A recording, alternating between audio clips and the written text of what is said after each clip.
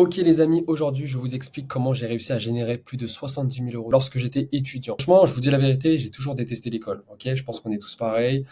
Te lever le matin, aller dans une classe, rester assis toute la journée à écouter une personne qui parle. Bref, ça n'a jamais été mon truc.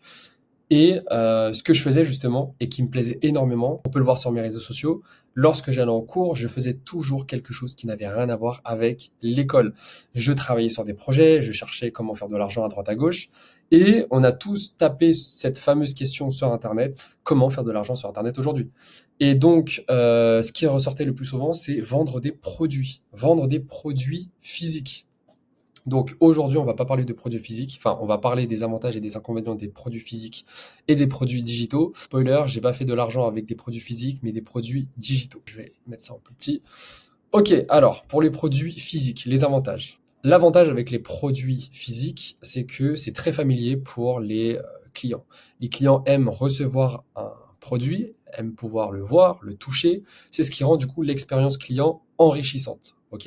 D'autant plus qu'on peut justement personnaliser le colis, le packaging, le produit, et c'est ce qui fait que le produit il est unique. Maintenant, en termes d'inconvénients, vous le savez tous, mais on a la gestion des stocks. Ça, pour moi, c'est un inconvénient énorme. C'est soit tu as un petit local chez toi, du coup tu stockes tous tes produits chez toi. Si tu as un petit garage, bon, tu es tranquille. Mais voilà, tu as pas mal de gens qui, du coup, dès le début, investissent énormément et prennent un petit local. Soit ils le louent, soit ils achètent. Et pour moi, ça, c'est un investissement et c'est un très gros risque. Si ton produit ne se vend pas, tu perds énormément d'argent parce que non seulement le produit va te coûter cher, ça dépend ce que tu fais, mais si tu le crées et en plus de ça, tu achètes tout un stock, ça va te coûter pas mal d'argent. Ensuite, tu as tout ce qui est coût d'expédition et s'ajoute à ça, du coup, les coûts de ton local. On est limité par la localisation. Si ton produit se vend bien, l'avantage, c'est que voilà, tu peux envoyer ça facilement en France, mais dès lors où tu commences à envoyer ça en Europe, tu as des normes à respecter et c'est un peu plus compliqué. Donc imagine si tu dois envoyer ça à l'autre bout de la map. Maintenant, on va parler des produits digitaux qui, pour moi, vraiment, ça a changé totalement ma vie. En termes d'inconvénients, on a une concurrence intense, certes, mais aujourd'hui, même si tu as énormément de concurrents, c'est que tu sais qu'il y a du potentiel là-dedans. Ok? Qui dit énormément de concurrents dit ton produit, tu vas faire en sorte qu'il ne soit pas meilleur, mais assez pour pouvoir avoir des bons retours. Le plus important quand tu vends des produits digitaux, c'est ton branding. Ton branding et ton storytelling. C'est ça qui va faire que tes clients vont acheter.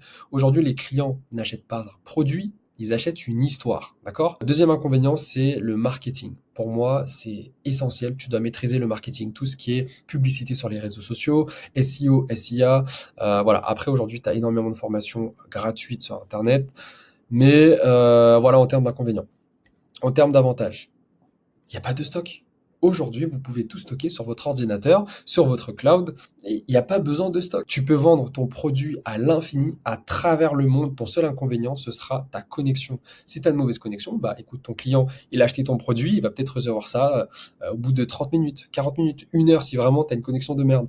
Mais sinon, en 15 minutes, même pas, ton produit, il est livré chez ton client. Tu as des outils aujourd'hui qui te permettent justement de pouvoir tout automatiser à ta place et donc tu te crées des revenus passifs. Si ça, c'est pas beau, les gars, du coup, tu peux te focus sur d'autres business à droite à gauche. Je me fais facilement 80, 85% de marge. Ensuite, le reste des pourcentages, c'est vraiment l'argent que je mets dans des outils, justement.